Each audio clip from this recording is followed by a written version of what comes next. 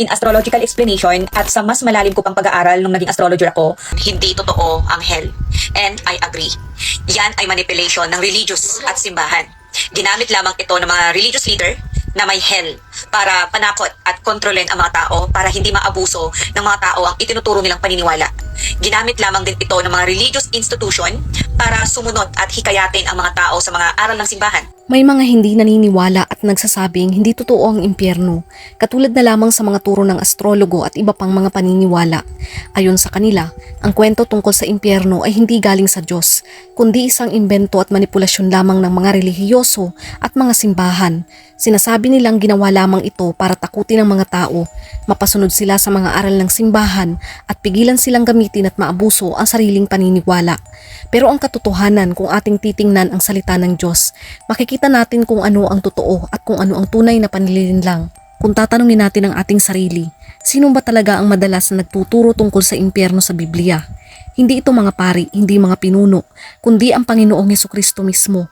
Siya ay nagbabala tungkol dito ng paulit-ulit at mas marami pang ang nabanggit ang impyerno kaysa sa langit para balaan tayo dahil ito ay totoo. Alam ng Diyos na napakadaling mapunta sa maling daan, kaya't paulit-ulit niyang sinasabi, huwag kayong pumunta doon. Kung inimbento lamang ito ng tao para manakot, bakit itinuturo ng Panginoong Hesukristo na siyang walang kasalanan at namatay para iligtas tayo? Kung walang impyerno, hindi natin makikita kung gaano kalaki ang pagmamahal ng Diyos sa atin noong tayo'y iniligtas sa kasalanan ng Panginoong Hesukristo.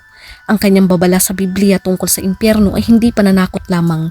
Ito ay babala ng pagmamahal at katotohanan. Tulad ng magulang na nagsasabing huwag kang lalapit dyan dahil delikado. Sinasabi ito ng Diyos dahil ayaw niyang mapahamak ang kanyang mga anak. Nagbabala nga po ang Diyos sa mga bagay na ito at paniniwala sa mga astrologo. Sabi sa Isaiah 47 verse 13 to 15, wala kang magagawa sa kabila ng maraming payo sa iyo. Patulong ka man sa inaasahan mong mga astrologo, sa mga taong humuhula ng mangyayari bukas, batay sa kalagayan ng kalangitan at mga bituin. Sila'y parang dayaming masusunog, kahit ang mga sarili nila'y hindi maililigtas sa init ng apoy, sapagkat ito hindi karaniwang init na pampaalis ng ginaw. Walang maitutulong sa iyo mga astrologo na hinihingian mo ng payo sa buong buhay mo, sapagkat ikaw ay iiwan na nila, walang matitira upang iligtas ka. Sinasabi ng mga astrologo na ginagamit lamang ng simbahan ng impyerno para kontrolin ng mga tao. May mga lider na mapang-abuso, mapagsamantala at mapagmataas. Pero hindi ibig sabihin nito na mali na mismo ang mensahe ng Diyos. Ang katotohanan ay mananatiling totoo kahit pa may mga taong nang-aabuso nito. Ang tunay na manipulasyon at kasinungalingan ay nasa panig ng mga nagsasabing walang impyerno. Bakit? Dahil kapag tinanggal mo ang hatol at ang pananagutan, tinatanggal mo rin ang takot sa Diyos. Kapag naniniwala ang tao na walang parusa at impyerno, nagagawa na niya ang anumang kasalanan, panlalamang at kasamaan ng walang takot. Ito ang tunay na manipulasyon ng mundong ito. Palayain ang tao mula sa katotohanan upang maging alipin siya ng kasalanan.